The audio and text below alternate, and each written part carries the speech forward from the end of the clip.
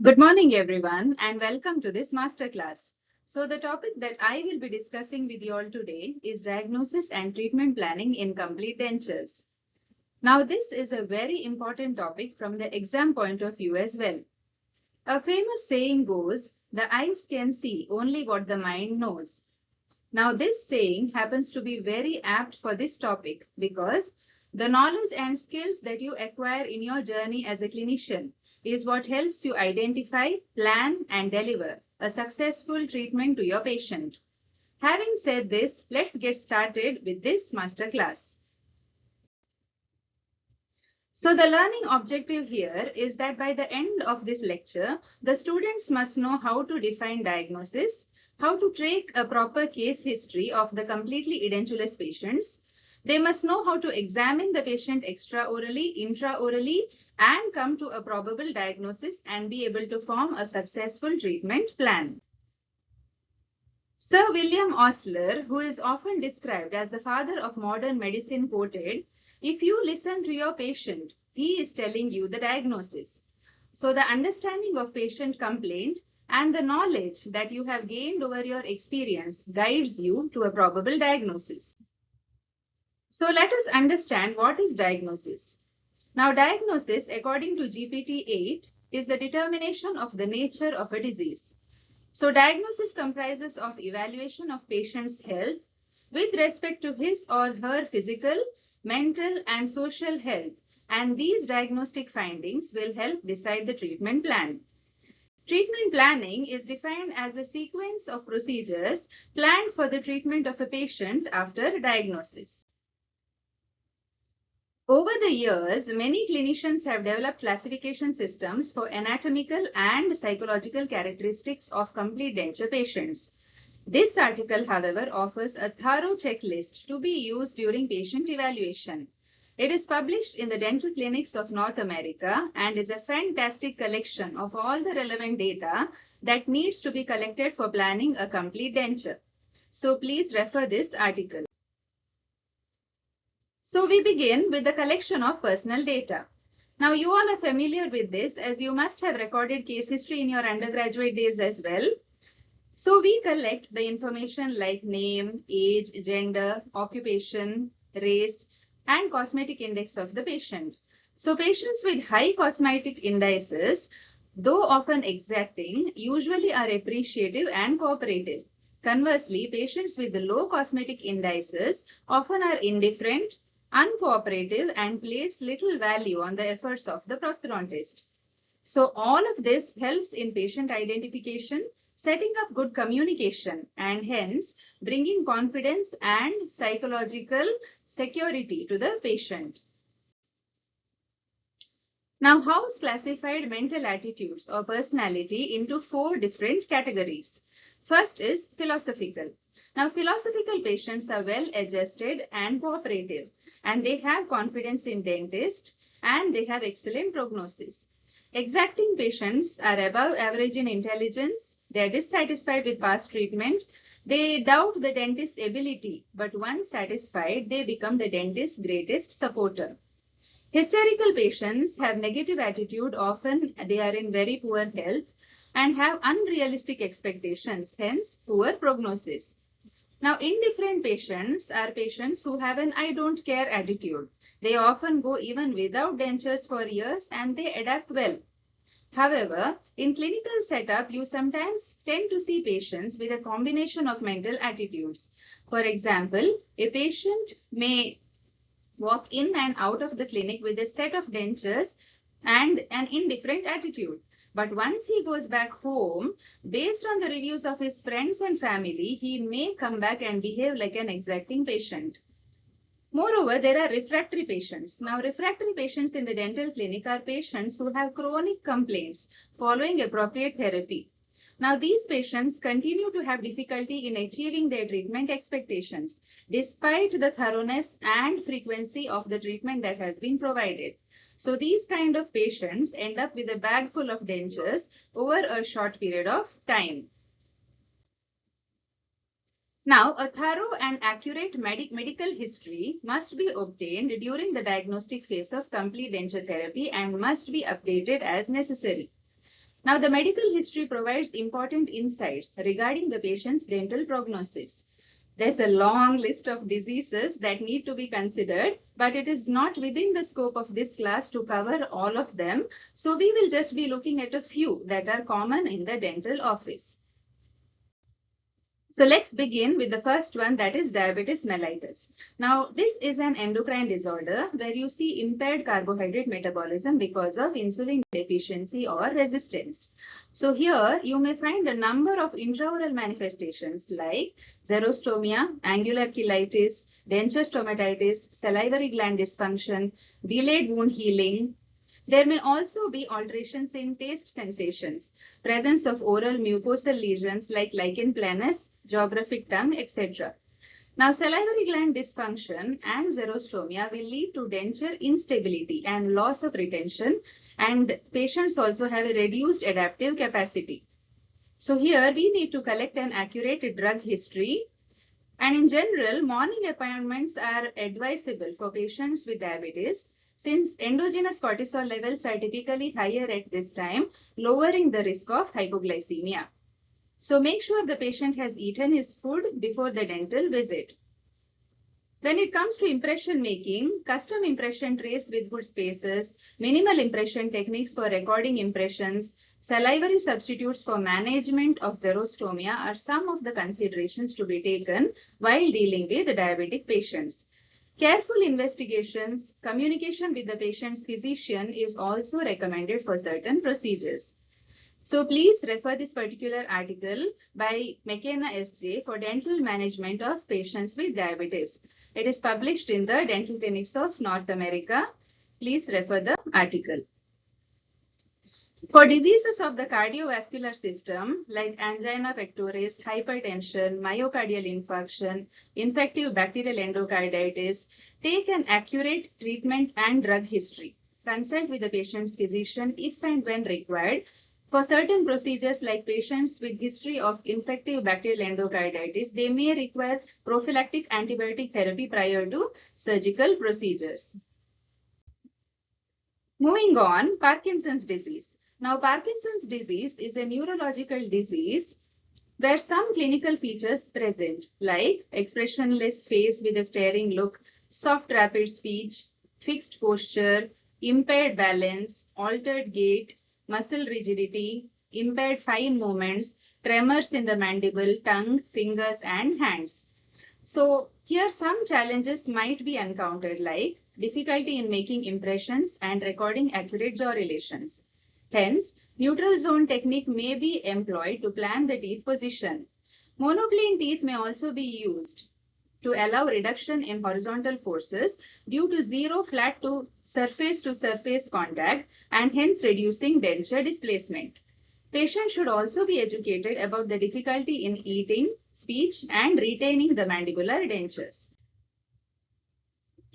Always be on the lookout for transmissible diseases in the clinic. Some of them are tuberculosis, AIDS, and hepatitis. Hence, maintain proper hand hygiene, wear personal protective equipments like eye shields, surgical gowns, head caps, and gloves. Clean and disinfect the contact surfaces like dental chair and accessories frequently. Face mask should have at least 95% bacterial infiltration efficiency. Choose good face masks. So you never know which patient is carrying the disease. So treat every patient with caution and care. Coming to drug history, it's always better to take an accurate drug history as they indicate the underlying systemic disease, and they may also have adverse reactions which can affect the oral conditions. Coming to denture history. Here, begin with chief complaint, which has to be recorded in patient's own words and in a chronological order. So Devan described it as meeting the mind before meeting the mouth of the patient. That is, analyze the mental and psychosocial needs as well when you plan a denture for the patient. Now, the reason the patient seeks prosthetic treatment is of critical importance. His or her expectations must be determined. Now, these expectations must then be evaluated to determine if they are realistic and attainable. Do not make unrealistic promises regarding treatment outcomes. Always bear in mind that if you tell something to the patient beforehand, then it becomes a reason. If you say it after the treatment, then it becomes an excuse. Letting the patient know about the limitations in treatment beforehand builds the patient's confidence in the dentist. Go on to ask the patient about how long they were edentulous and what were the reasons for tooth loss. Responses to this question provide information about bone resorption patterns and progression, as well as the timing of tooth loss. The patient should be questioned regarding the reasons of tooth loss, like periodontal disease could be a reason, gross caries, then trauma, they all could be reasons for tooth loss. Then the patient should be questioned regarding the number and types of previous dentures. Patient should be asked to comment on the reasons for replacement. Patients displaying consistent patterns of remakes should be educated regarding the realities of denture service also. A patient with a history of several dentures over a short period of time is at poor prosthodontic risk. Pre-extraction photographs, radiographs, casts, and facial measurements may prove very helpful in denture therapy. Now, these agents may be used to recreate anterior aesthetics and facial support, as well as to aid in the evaluation of vertical dimension of occlusion. So, they aid in the evaluation of anatomy and relationship in absence of patients. So, they aid basically in the evaluation of ridge relationships. They help diagnose missed findings. They confirm clinical findings. They help measuring and determining the relationship to the other structures, and they help take decision about pre-prosthetic surgery. So they are very important. Now, dentures are a success when these 4 criteria are successfully met: retention, stability, support, and aesthetics. Now, the patient should be asked about the aesthetics and function of existing maxillary and mandibular dentures. Now, responses may indicate the patient's ability to wear and adjust to the complete dentures. And denture success for each chart should be rated as favorable and unfavorable. Moving on to clinical evaluation. Facial form has been classified by Leon Williams. He has classified it into 4 different types: square, square tapering, tapered, and ovoid. Now, they help select tooth shape, especially the shape of the upper incisors. So, basically, square tooth for masculine characteristics and oval for feminine. But sometimes in the clinical setup, it may not be able to match the tooth shape to the face form because each clinical case is different. But this is a theory that is widely accepted. Angle classified facial profile as normal, retrognathic, and prognathic. So this helps in arranging teeth positions. Now here, muscle tone has been classified into 3 types. There's class 1, class 2, and class 3. Class 1, where it is normal tension, tone, and placement of muscles. Class 2 is approximately normal function, slightly impaired tone, and class 3 where it is greatly impaired muscle tone and function because of long years of edentulousness. Muscle development has been classified by Miles M. House into heavy, medium, and light. Lip examination is one of the most important determinant of aesthetics in complete dentures. Now we begin by checking lip support, which is the adequate support achieved by properly positioning the upper anterior teeth. If the upper anterior teeth are placed too far backwards, it results in unsupported collapsed appearance and wrinkles around the lips. Lip support also determines the width of the vermilion border. Better the lip support, better will be the width of the vermilion border. Now this is followed by measuring the lip thickness. Thick lips will show less teeth, whereas thin lips will show more teeth and also denture base when the patient smiles. Lip mobility has been classified as normal, limited, and paralyzed. The length of the lip affects the amount of anterior teeth appearance. In short lips, more than 2 millimeters of the anterior teeth will appear below the lip line. In median lips, 1 to 2 millimeters will appear below the lip line. And in the long lip, the teeth will be with lip line and can't be seen below the border. So the average lip length for females is 23 millimeters and for male it is approximately 20 millimeters. Temporomandibular joint examination is one of the most important aspects of extraoral clinical evaluation. Now TMJ has to be palpated for any pain on opening or closing movements. tenderness, clicking sound, crepitations, deviation of mandible on opening, muscle tenderness, limitations of mandibular movements, all these have to be analyzed. If required, TMJ radiographs can also be advised to further understand the underlying pathology and hence treat it. Additionally, a neuromuscular evaluation has to be carried out for analyzing speech and coordination. Now, speech, if impaired, will need special attention when placing anterior teeth and forming the palatal portion of the denture base. Question is whether to incorporate Ruge or not. Also, coordination if good, patients learn to adjust to the dentures very quickly. Oral mucous membrane has been classified by House as resilient, non-resilient, and flabby. So in case of flabby tissues, special impression procedures may be employed to record the tissues. The oral mucosa also has to be examined for inflammatory lesions, pathological lesions like precancerous lesions, oral malignancies, papillary hyperplasia, epulis fissuratum, and ulcers, so that they can be treated before beginning the prosthetic phase.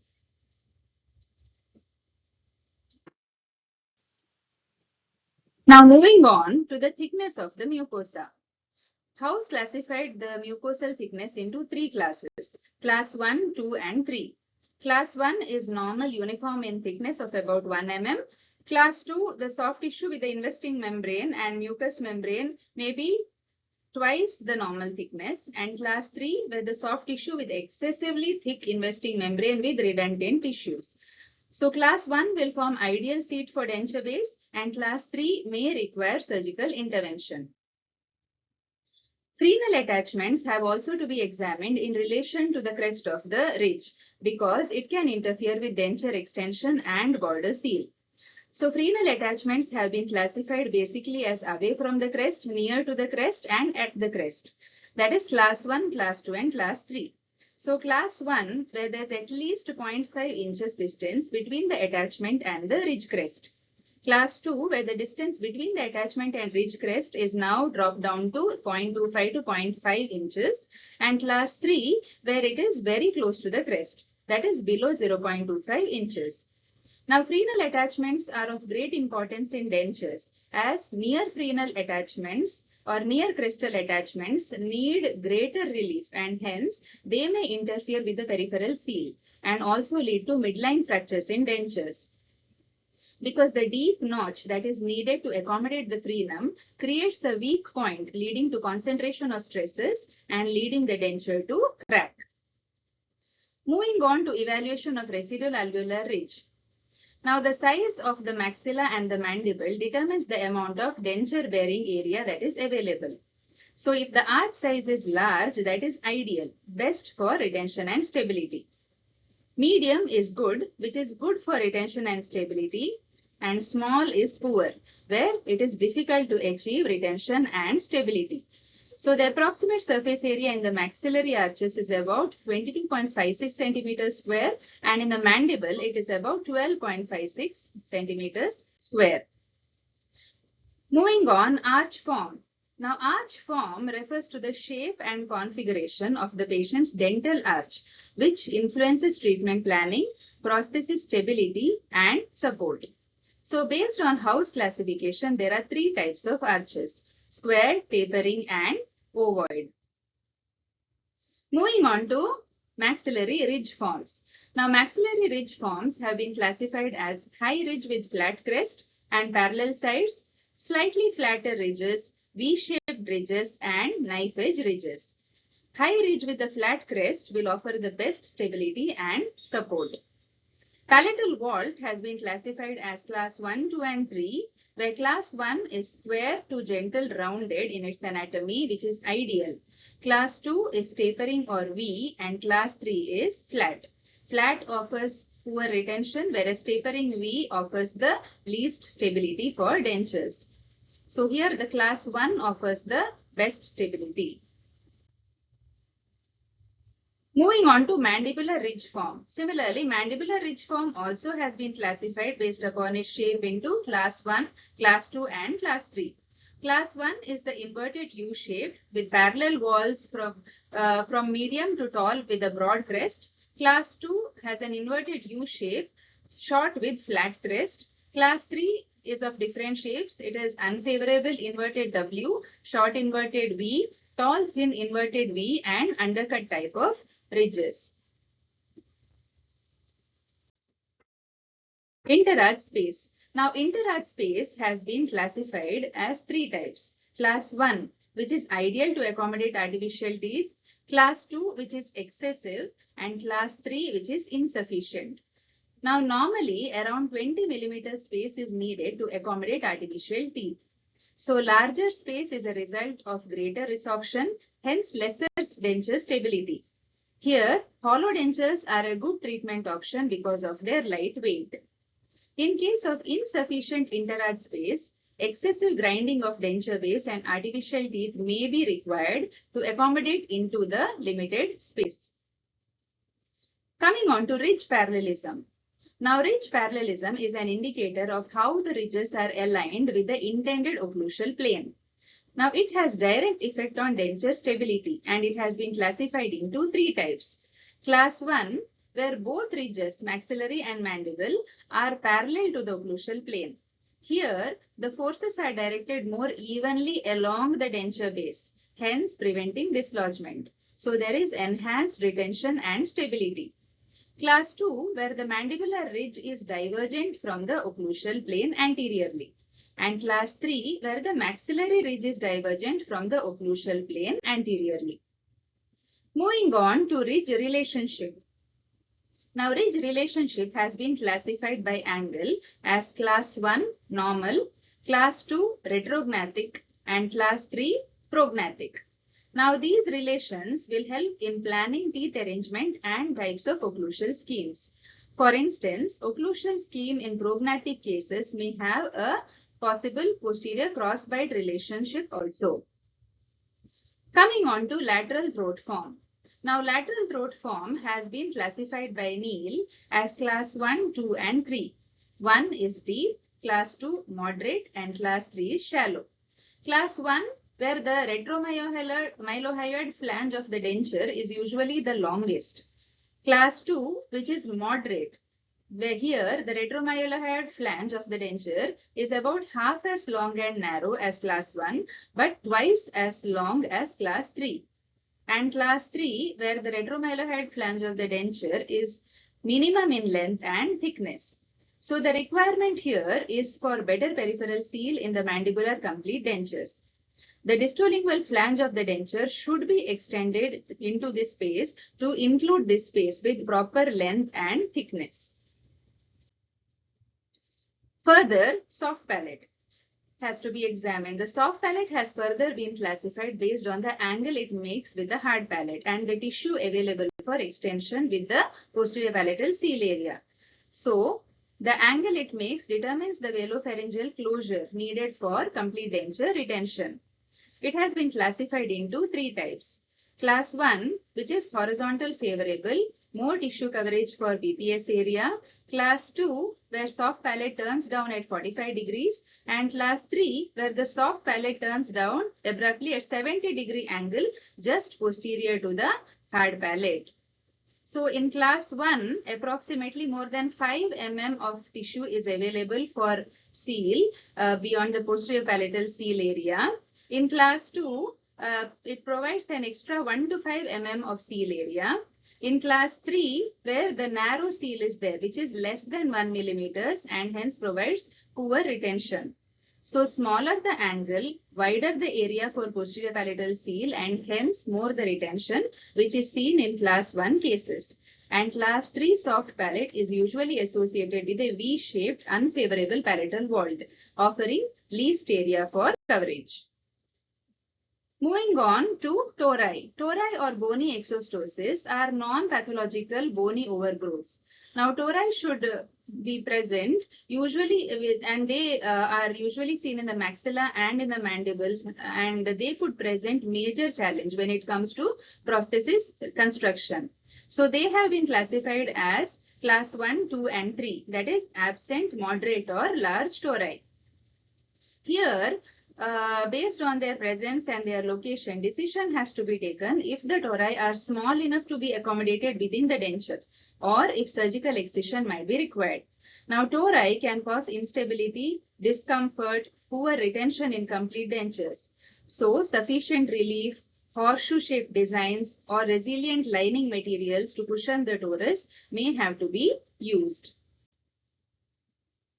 Bony undercuts and bony irregularities are also often seen in recent extraction cases. So they are characterized by presence of sharp bony spicules, rounded smooth elevations. They may complicate the fit and stability of the dentures because to fit a denture base comfortably in these cases, you relieve under these bony irregularities and then the denture base ends up being loose. So surgical corrections of these bony undercuts, if they're very large and prominent, may also be sometimes required. Now this is a classification system for complete edentulism put forward by Thomas McGarry et al. According to this, 4 diagnostic criteria were taken into consideration. That is bone height, maxillomandibular relationship, residual ridge morphology, and muscle attachments.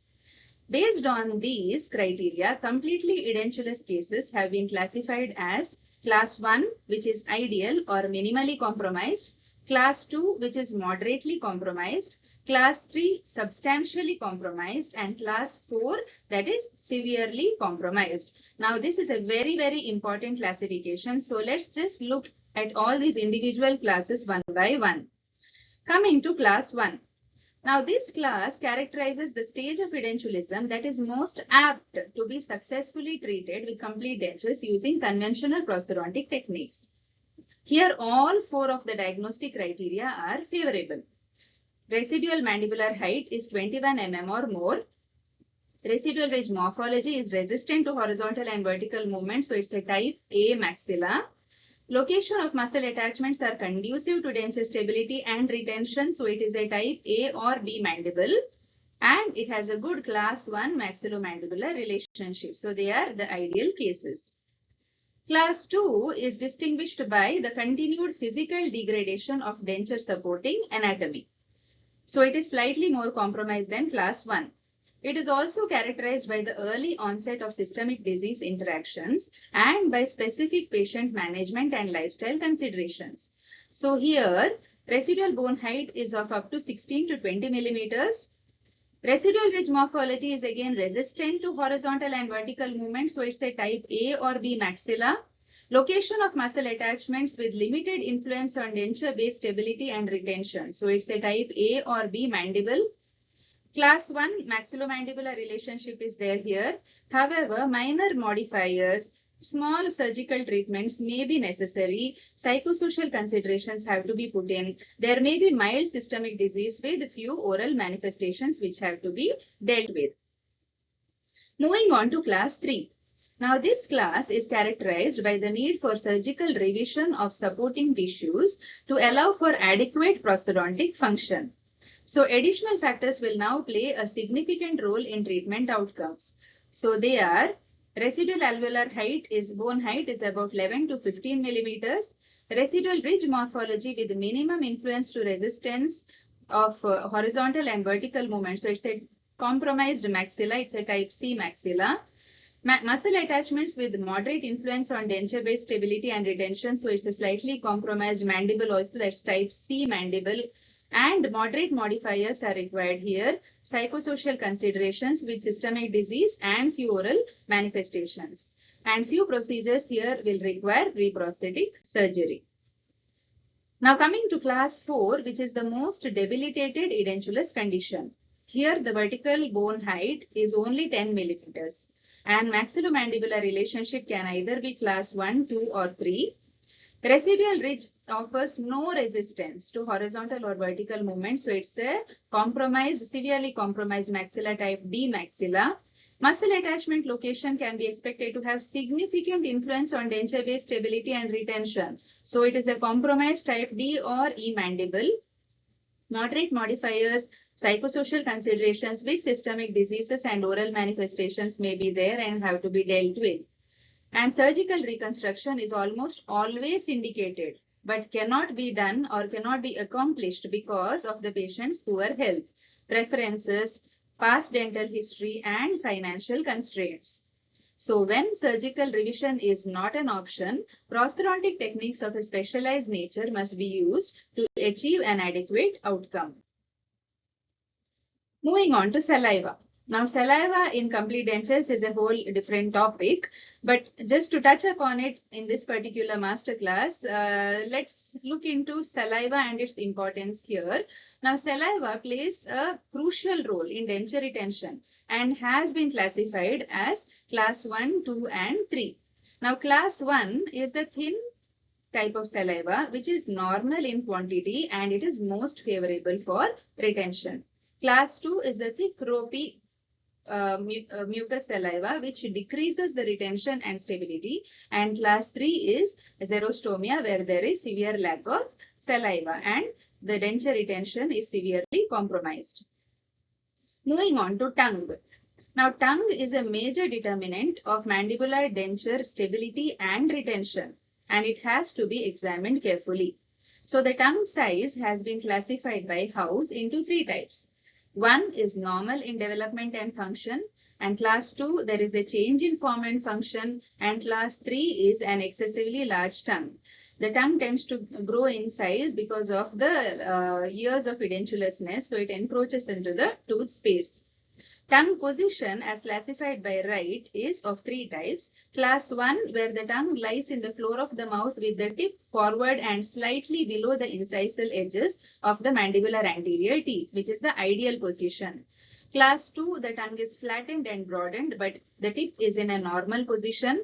Class 3, where the tongue is retracted and depressed into the floor of the mouth, with the tip curled upward into the body of the tongue, which is the least favorable position.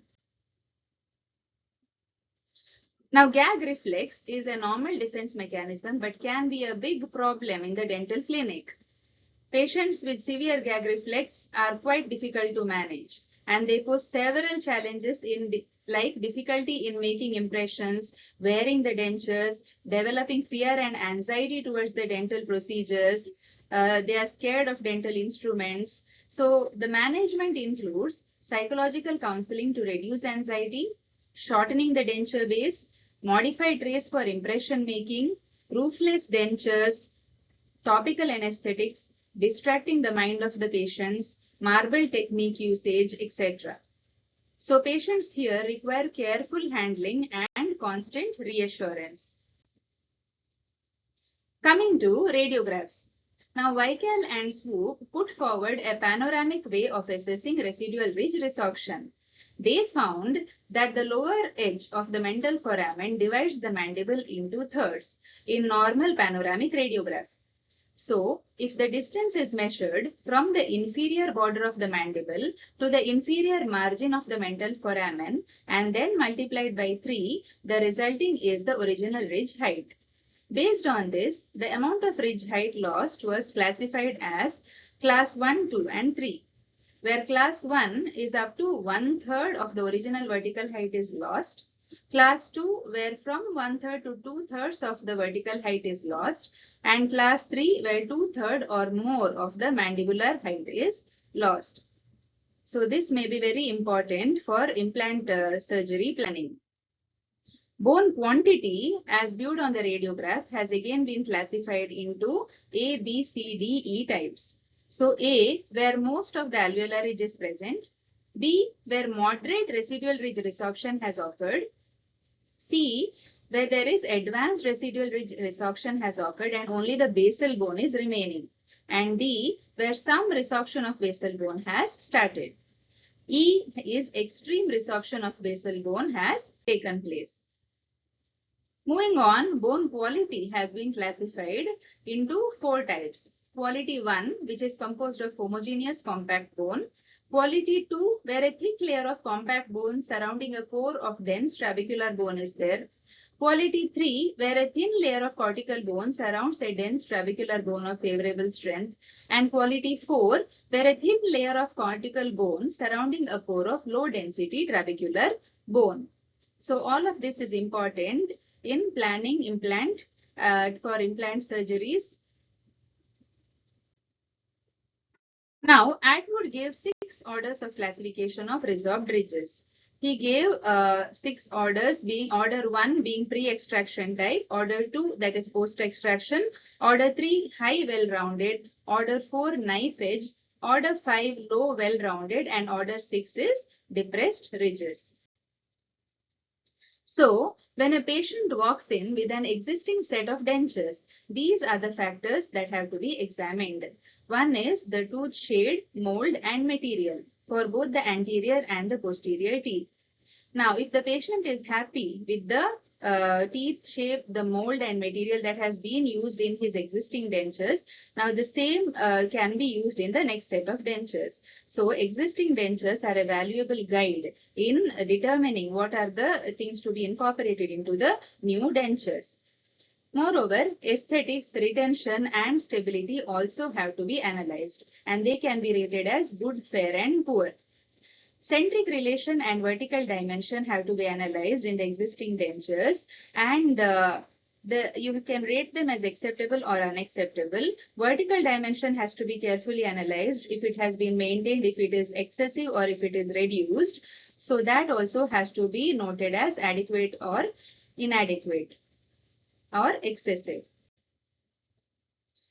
When it comes to occlusal plane orientation, you must note whether the teeth are sloping progressively downwards, because teeth sloping progressively downwards will result in a reverse smile line, which should not be there in the new set of dentures. When it comes to palate, existing dentures have to be examined for thickness and placement of rugae, because if the patient has become used to one type of palate, they may resist change. So if the existing denture has rugae, then it is best incorporated into the new set of dentures also. Posterior border of the denture base has to be observed for a proper seal. So that also can be rated as acceptable or unacceptable. Maxillary midline has to match the facial midline, so this has to be checked. Some of the intra and extraoral landmarks for midline are: intraorally it is the incisive foramen, incisive papilla; extraorally it is the nasion, philtrum, and middle of the chin. They are midline indicators. So this also can be rated as acceptable or unacceptable, how far it is matching. Moving on, buccal vestibule is also an important aesthetic and functional landmark. If it is not satisfactory, then corrective measures should be proposed. So that can also be graded as acceptable or unacceptable. So whether crossbite was given in the previous dentures has also to be noted. If it was given, then information as to why it was given and what is the occlusal scheme that is best suited for the dentist for the patient has to be noted. So it can be noted as none, unilateral, or bilateral crossbite. And the decision has to be made whether to incorporate it in the new dentures. Also note if the existing dentures are characterized or uncharacterized. Now, sometimes patients may walk in with an expectation of natural looking teeth. In such cases, denture base and teeth can be characterized, like staining the denture bases, adding stipplings to the denture base, mildly changing the tooth positions, staining the teeth, incorporation of hairline cracks or indentations. All of this will give a more pleasing natural appearance to the denture teeth. So it's always advisable to take a look at the pre-extraction photograph of the patient if the patient has any, so that the color and the shade, all of the anatomy of the teeth, all of this can be analyzed, which will give valuable information on how well to characterize the new set of dentures. Existing dentures must also be examined for comfort, and they can be rated as acceptable or unacceptable. Daily denture hygiene routine by the patient has to be noted, whether the patient has been maintaining denture hygiene. If not, with the new set of dentures, denture hygiene instructions have to be reinforced. Then, wear in existing dentures is also an important indicator of parafunction or an abrasive diet. So note if any wearing out of the teeth is there. So if it is there, it can be rated as mild, moderate, and severe. Attachments or hardware may also be there, and they also have to be examined in case of overdentures.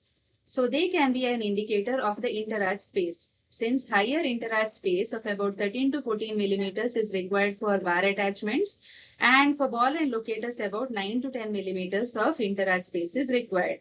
Also, it is important to know the specific system that is used and the availability of the components to plan for the next set of dentures.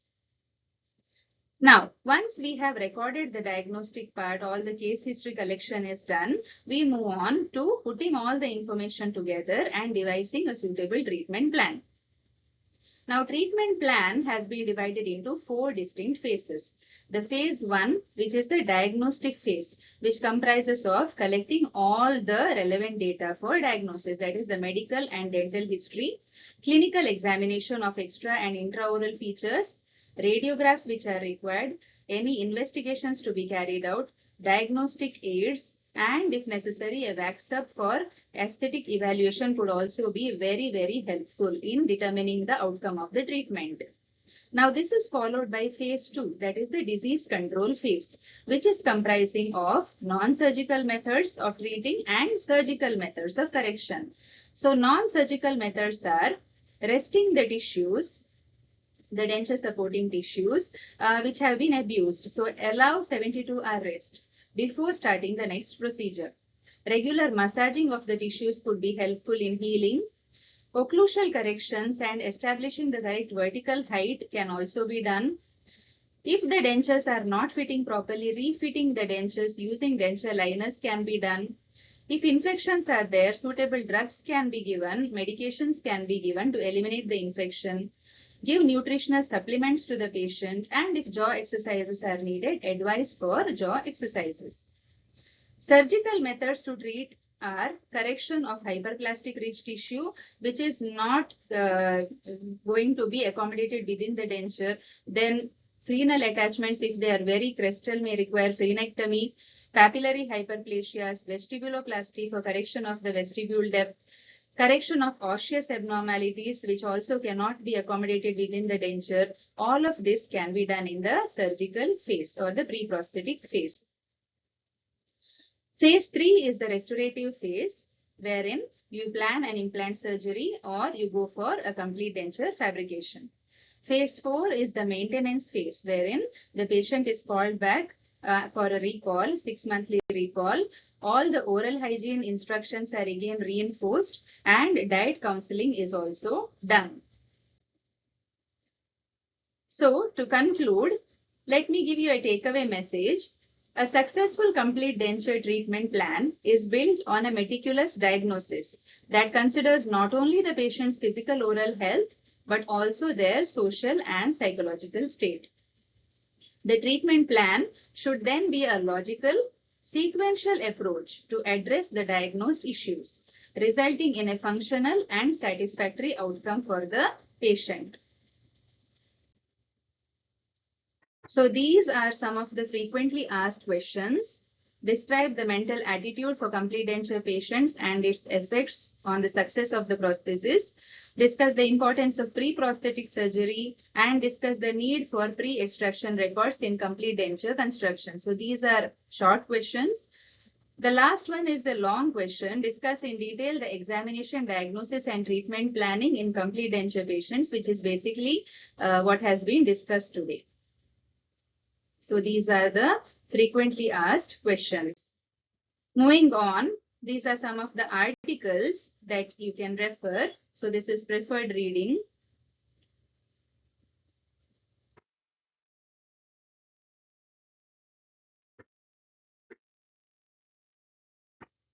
So this brings us to the end of this masterclass.